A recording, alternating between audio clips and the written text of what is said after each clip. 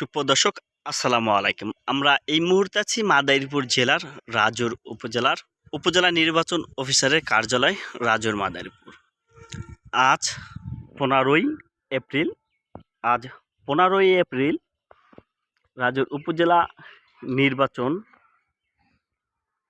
উপলক্ষে মনোনয়নপত্র দাখিল করার শেষ দিন। আজ রাজুর উপজেলা পরিষদ নির্বাচনের মনোনয়নপত্র দাখিলের শেষ দিন।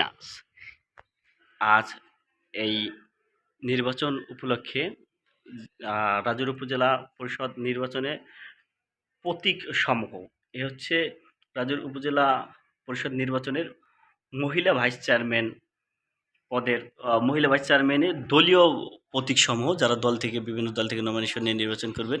আর স্বতন্ত্র প্রার্থীদের জন্য এ হচ্ছে মহিলা ভাইস চেয়ারম্যান প্রার্থীদের প্রতীক সমূহ।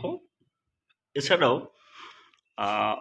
পুরুষ ভাইস চেয়ারম্যান পদে যারা নির্বাচন করবেন তাদের জন্য দলীয় নমিনেশন নিয়ে তাদের জন্য হচ্ছে প্রতীকসমূহ, এবং স্বতন্ত্র প্রার্থী হিসেবে তারা নির্বাচন করবেন এ হচ্ছে তাদের প্রতীকসমূহ পুরুষ ভাইস চেয়ারম্যান।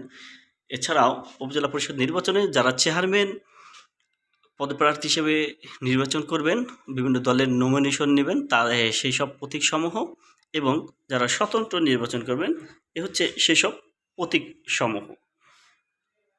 সুপ্রদর্শক, আসলে আপনারা প্রতীকগুলো দেখতে পেলেন এই নির্বাচন উপলক্ষে যে প্রতীকসমূহ রয়েছেন।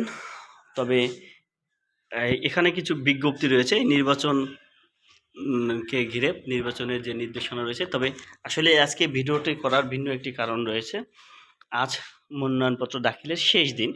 তবে শেষ দিন হওয়ার পরেও আজ উপজেলা চত্বরে নেই তেমন কোনো মানুষ, নেই প্রার্থী এবং প্রার্থীরা বা তাদের সমর্থকরাও ওরকমভাবে নেই, কেউ একদম ফাঁকা বললেই চলে।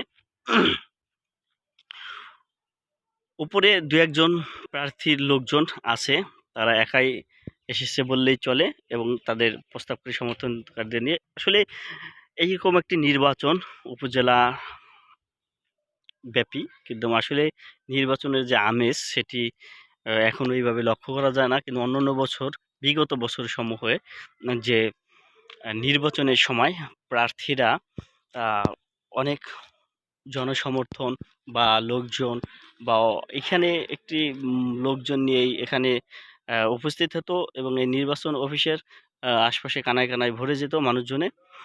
সুপ্রদর্শক, আসলে এরকম ভরে যেত কানায় কানায়, কিন্তু সেরকম কিছুই নেই, এরকম কিছু লক্ষ্য করা যায় না। যদিও নির্বাচনটা আসলে এটা সরকারের একটি নির্দেশ, যার ফলে প্রার্থীরাও ওরকম কাউকে নিয়ে এখানে আসেনি।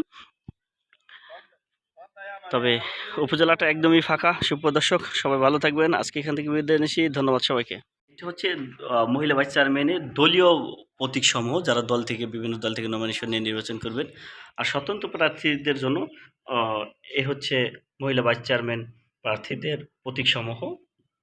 এছাড়াও পুরুষ ভাইস চেয়ারম্যান পদে যারা নির্বাচন করবেন তাদের জন্য দলীয় নমিনেশন নিয়ে তাদের জন্য হচ্ছে প্রতীকসমূহ, এবং স্বতন্ত্র প্রার্থী হিসেবে তারা নির্বাচন করবেন এ হচ্ছে তাদের প্রতীকসমূহ পুরুষ ভাইস চেয়ারম্যান।